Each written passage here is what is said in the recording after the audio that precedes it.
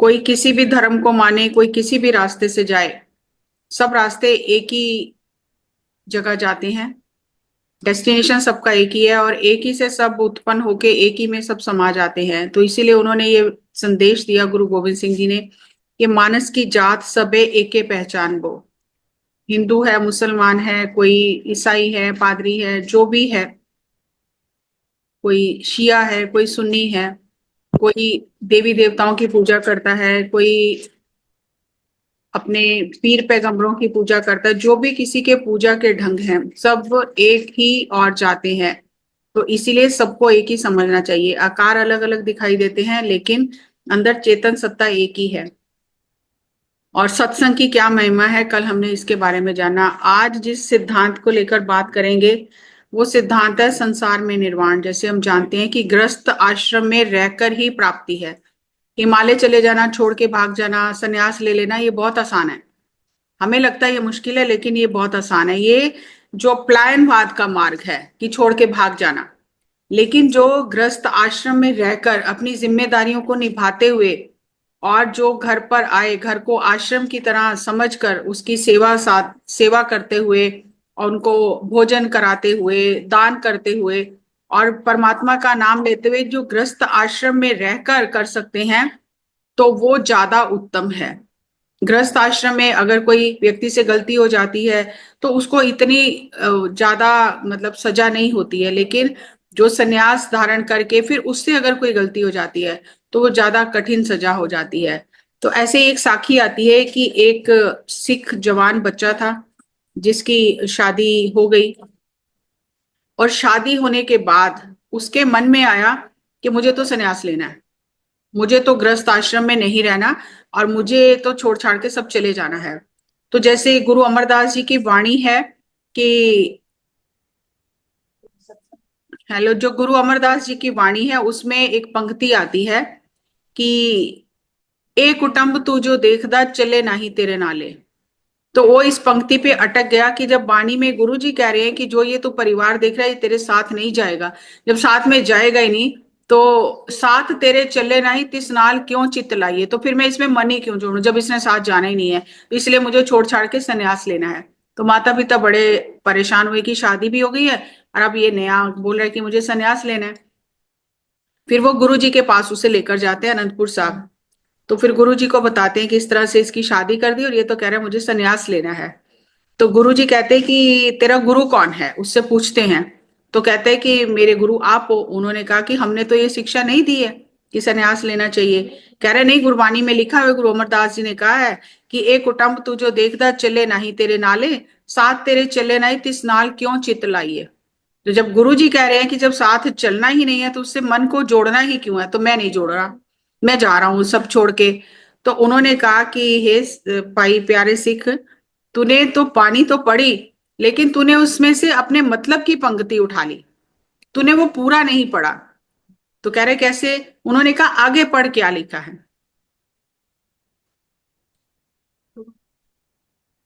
आगे है सतगुर का उपदेश सुन तू होवे तेरे नाले, कह नानक मन प्यारे तू सदा सच संभाले। कि गृहस्थ में रहते हुए गुरु का उपदेश ग्रहण करके सुन के उसके ऊपर चल के परिवार में रहते हुए सब जिम्मेदारियां निभाते हुए मन को गुरु के साथ जोड़ना है। तो उन्होंने कहा तूने आगे का तो पढ़ा नहीं, तूने अपना पीछे की दो लाइन पंक्तियां पढ़ के तूने मतलब निकाल लिया, तो आगे का क्यों नहीं पढ़ा, ये भी तो उसी में ही लिखा हुआ है।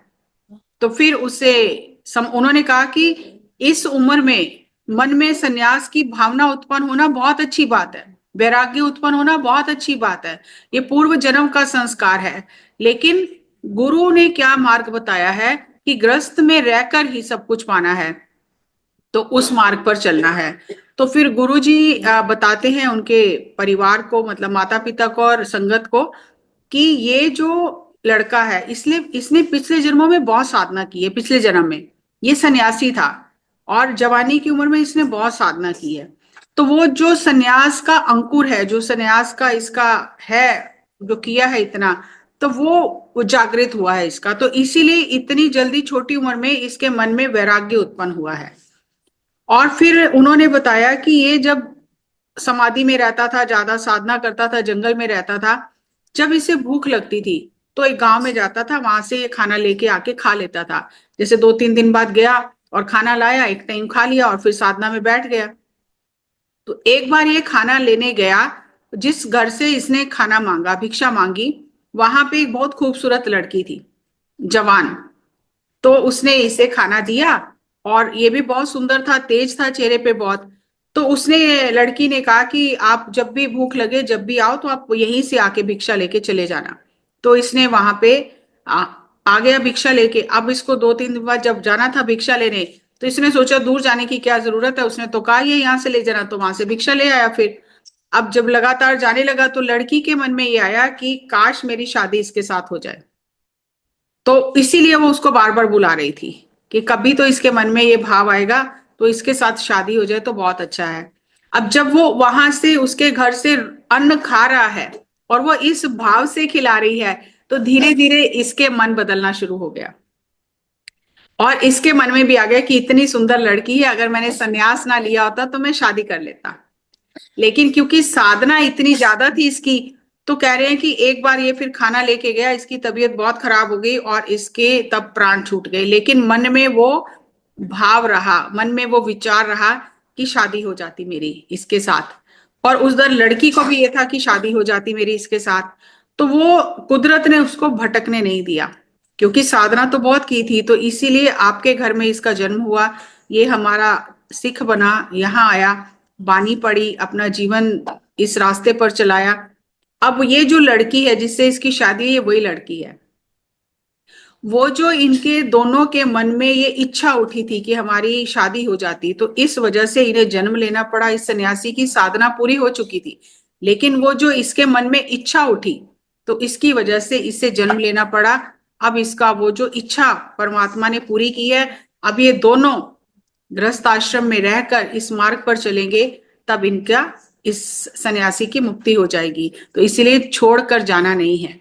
अब हम अगर गहराई से देखें, तो हम ऊपर की बातें देखकर फटाफट से फैसले सुना देते हैं, ये तो गलत हो रहा है, ये तो गलत हो रहा है। लेकिन जब गुरुजी ने बताया कि ये पिछले जन्म का उसका संस्कार है, जो इतनी जल्दी इसके मन में वैराग्य उत्पन्न हुआ, और जो इसकी इच्छा थी, वो परमात्मा ने इसकी इच्छा पूरी की। इसीलिए कहते हैं कि हमें जीते जी इच्छाओं से मुक्त होना है। कोई भी इच्छा रह जाएगी अगर अंदर, तो वो इच्छा पूर्ण होने के लिए फिर वापस आना पड़ेगा। क्योंकि साधना इसकी बहुत ज्यादा थी, तो वैसे नहीं भटका ये, उस जन्म में भी नहीं भटका। उस जन्म में ऐसा नहीं हुआ कि इसने शादी कर ली और वो भटक गया और बाद में वो गिल्टी फील करता रहा कि मैंने गलत कर लिया, नहीं, भटका उस जन्म में भी नहीं। और इस जन्म में उस इच्छा को पूरी करने के लिए दोनों फिर इकट्ठे हुए हैं, और अब ये सेवा करेंगे, साधना करेंगे, तो इनका आगे का जीवन जो है, ये इसका जो इच्छा पूर्ति का रह गया था इसका, वो इसका पूरा हो गया, तो ये अब मुक्त हो जाएगा। इस तरह से गुरुजी ने उन्हें समझाया कि जो कुएं का जल होता है वो मीठा होता है, कुएं का जल। तो जो गृहस्थ आश्रम है वो कुएं के जल के समान है। और जब गृहस्थी किसी की सेवा करता है, सन्यासी की, साधु की, किसी संत की सेवा करता है, तो वो सबसे उत्तम है, क्योंकि वो खुद कमा के, खुद भी अपना पेट भी भर रहा है, दूसरों का भी पेट भर रहा है। तो इसलिए गृहस्थ आश्रम में कठिनाइयों को सहते हुए, अपनी जिम्मेदारियों को निभाते हुए, सुख दुख मान अपमान सब सहन करते हुए जो इस मार्ग पर चलते हैं, परमात्मा की तरफ लगे रहते हैं, तो फिर वो कहीं ना कहीं मंजिल उन्हें मिल जाती है। लेकिन घर छोड़ के भाग जाना, ये तो बहुत आसान है, भाग के चले जाओ, कोई परीक्षा नहीं है, क्योंकि वहां आप जंगल में जो मिले खा रहे हो, रह रहे हो, साधना कर रहे हो, कोई परीक्षा नहीं है। लेकिन घर जब सुबह आप ध्यान करके उठते हो, और सामने से कोई सास, पति, पत्नी या बच्चे आपको बार बार आपको चैलेंज करते हैं, आपको ताने देते हैं, आपको सुनाते हैं, तो फिर आपको जो कष्ट होता है, फिर उसमें से, अपमान में से, अपमान में से निकलते हुए अपने अध्यात्म के मार्ग पर आगे बढ़ना, ये बहुत कठिन परीक्षा है। और संसार में तो पल पल परीक्षा होती है, कभी कुछ, कभी कुछ, कभी कुछ। ये ग्रस्त जीवन ही ऐसा है, इसमें पल पल परीक्षा होती ही रहती है।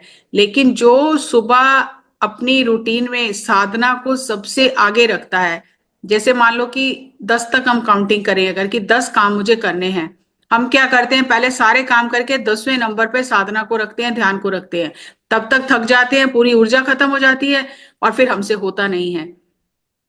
तो संत और गुरु ये कहते हैं कि पहले नंबर पे आप ध्यान को रखो।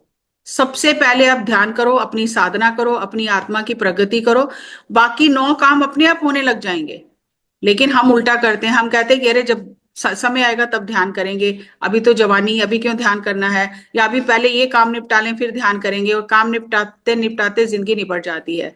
तो इसीलिए हमें बार बार संत गुरु सब ये कहते हैं कि सुबह सबसे पहला काम आप स्वयं की आत्मा की प्रगति के लिए स्वयं को समय दो, फिर उसके बाद बाकी सब काम करो, फिर बाकी सब काम आसान हो जाएंगे, क्योंकि गृहस्थ में रहकर ही परमात्मा को जल्दी पाया जा सकता है।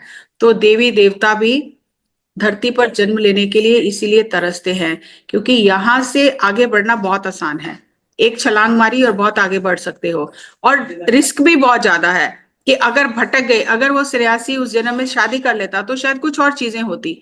लेकिन परमात्मा जो साधना करता है, अगर उसके अंदर इच्छा भी उत्पन्न होती है तो परमात्मा उसे भटकने नहीं देता। इच्छा पूरी हुई, लेकिन सही तरीके से पूरी हुई। तो इसीलिए साधना करनी इतनी जरूरी है। और कभी भी किसी के जीवन में भी ऐसा नहीं हुआ कि बहुत सुखदाई उसकी यात्रा रही, गृहस्थी जीवन बहुत अच्छा रहा। कठिनाइयां, मान अपमान, हानि लाभ, ये सब आता है, चैलेंज आते हैं बार बार। लेकिन अगर साधना करते रहेंगे तो उसमें से निकलने का रास्ता परमात्मा बनाता जाएगा और अपने आप हम आगे बढ़ते जाएंगे। तो इसीलिए ग्रस्त जीवन में रहकर अपनी जिम्मेदारियां निभाते हुए ध्यान को सबसे पहले नंबर पे रखना है। आप देखो कि जैसे एक पहिया होता है, उसके बीच में एक कील होता है जिसके ऊपर वो पहिया घूमता है, चाक घूमता है। अगर ध्यान को पहले नंबर पे रखा तो ध्यान वो कील है जिसके आसपास वो चाक घूमेगा संसारिक जिम्मेदारियों का, तो सब कुछ ठीक रहेगा। लेकिन अगर वो कील हिल गया तो सब कुछ धराशायी हो जाएगा। तो हमारे तो कील ही हिले हुए हैं, क्योंकि हम ध्यान को सबसे आखिरी नंबर पे रखते हैं। तो आश्रम में रहते हुए सबसे पहले नंबर पे ध्यान को रखना है, तो बाकी सब चाक अपने आप घूमने लग जाएगा। हम सोचते हैं ये जिम्मेदारी निपट जाए फिर करेंगे, ये जिम्मेदारी निपट जाए फिर करेंगे, तो जिम्मेदारी तो निपटती ही नहीं है। एक खत्म होती है, दो और खड़ी हो जाती हैं, दो खत्म होती हैं, तीन और हो जाती हैं, तो ऐसे ही जिंदगी बीत जाती है। तो सबसे पहले 24 घंटे में सबसे पहले अपनी आत्मा की प्रगति के लिए समय निकालो और फिर बाकी संसार के काम करो, तो सब काम अच्छे हो जाएंगे। जिस तरह से चाक सही तरीके से बैलेंस में घूमता है तो जिंदगी बैलेंस हो जाएगी। तो ये गुरु जी ने उस सिख को उपदेश दिया कि गृहस्थ में रहकर ही आप आगे बढ़ सकते हो। तो ये हम सबके लिए है, केवल उस सिख के लिए उपदेश नहीं है, ये हम सबके लिए है कि हम ध्यान को सबसे पहले नंबर पे रखें और बाकी सब काम धीरे धीरे करते रहे, आगे चलते रहे। सेकेंडरी है बाकी सब काम संसार के, और सबसे पहला काम है अपने आप को समय देना, अपनी आत्मा को सशक्त करना। और जब आत्मा जागेगी, आत्मा मार्ग दिखाएगी, सब काम सही होते जाएंगे। और जब तक मन आगे रहेगा सब गड़बड़ होता रहेगा। तो हम लोगों का मन आगे है, क्योंकि हम मन को ट्रेनिंग दे रहे हैं, हर चीज मन मन को मजबूत बना रहे हैं। हमें मन को कमजोर करना है, आत्मा को मजबूत बनाना है, और आत्मा को मजबूत बनाने के लिए ध्यान करना है। तो एक और मैं साखी लेती हूँ जिसमें बहुत सारी चीजें हमें लगता है कि अरे ये क्यों करना है, कि जैसे अभी अमृत छकने के लिए बोला जाता है, तो अमृत क्यों छकना है, कड़ा क्यों पहनना है, बाल क्यों रखने हैं। तो ऐसे हमारे मन में गुरु के प्रति भी शंका आता है। हम ये नहीं सोचते कि ये चीज गुरु को अच्छी लग रही है, नहीं, हमें क्या अच्छा लग रहा है हम उस हिसाब से चलते हैं। अगर गुरु को बाल रखने अच्छा लगता है, गुरु ने कहा कि जो बाल रखेगा वो मेरा सिख है, वो बालों को काटना नहीं है, तो हम कह रहे हैं नहीं, ये तो कहीं लिखा ही नहीं हुआ। कड़ा क्यों पहने, कड़ा पहनने की क्या जरूरत है। तो हम अपनी बुद्धि से चलते हैं और तब भी गड़बड़ हो जाती है। और गुरु परीक्षा भी लेता है, लेकिन परीक्षा में वही उत्तीर्ण होगा जिसकी आत्मा जागी हुई है। तो एक मैं आपको यहाँ पे साखी सुनाती हूँ कि हमें कड़ा पहनना बहुत जरूरी है। सिख धर्म में हमें बचपन में जैसे ही बच्चा होता है तो कड़ा पहना दिया जाता है, लोहे का या स्टील का। पहले लोहे के चलते थे, स्टील तो अब चली है। तो कड़ा रक्षा के लिए पहनाया जाता है, जैसे आप लोगों में वो बांधा जाता है, मौली बांधी जाती है, तो ऐसे ही हमारे में कड़ा पहनाया जाता है रक्षा के लिए। तो पैदा होते ही बच्चे को कड़ा पहना दिया जाता है, और जैसे जैसे वो बड़ा होता है तो उसका साइज बदलता है, तो चेंज कर देते हैं हम। तो मुझे भी ये सब चीजें नहीं पता थी कि हाँ ठीक है पहना दिया, हम पहनते हैं, वो एक एक रूटीन में है, तो हम कभी उतारते नहीं है कि ये उतारना नहीं है। लेकिन अभी कुछ दिन पहले ही मुझे एक साखी पता चली, तो मुझे भी बहुत हैरानी हुई कि उसमें पता चला कि एक एक चीज की कितनी इंपॉर्टेंस है जो गुरुओं ने हमें बताई है या किसी संत ने बताई है। तो उस समय गुरु जी की क्योंकि उम्र शरीर की कम थी, बाल लीलाएं करते थे, और आसपास के लोग जो बहुत बड़े और बहुत अपने आप को ज्ञानी और गुणवान समझते थे, तो ब्राह्मणों का, पंडितों का बहुत जोर था उस समय। तो वो एक ब्राह्मण ने आके गुरु जी को कहा कि ये जो पहाड़ी राजे युद्ध करते हैं, हालात खराब है, ये सब तो गुरु जी के ऊपर साढ़े सती है, तो इसलिए गुरु जी की साढ़े सती उतारनी पड़ेगी। तो माता जी को उन्होंने कहा कि गुरु जी की साढ़े सती उतारनी है। तो गुरु जी को पता चला, तो गुरु जी ने पूछा कैसे उतरेगी। तो उन्होंने कहा कि आप इतने मन उड़द की दाल और लोहा अगर दान करोगे ब्राह्मणों को, तो आपकी ये साढ़े सती उतर जाएगी। तो आपको ये जो चारों तरफ से ये विरोध होता है, ये जो युद्ध होते हैं, ये सब पहाड़ी राजे करते हैं, तो ये सब साढ़े सती टल जाएगी। तो गुरु जी तो सब लीला कर रहे थे, उन्होंने तो कहा कि मैं हूं परम पुरुष को दासा, देखन आयो जगत तमाशा। तो उन्होंने कहा खजांची को कि इनको जो चाहिए तोल के इनको दे दो। तो दे दिया गया। अब संगत सुन रही है, सिख सुन रहे हैं, तो उनके मन में आया कि ये कैसी बात हुई, वो दूसरों की साढ़ सती दूर कर देते हैं तो इनके ऊपर साढ़ सती कैसे आ सकती है।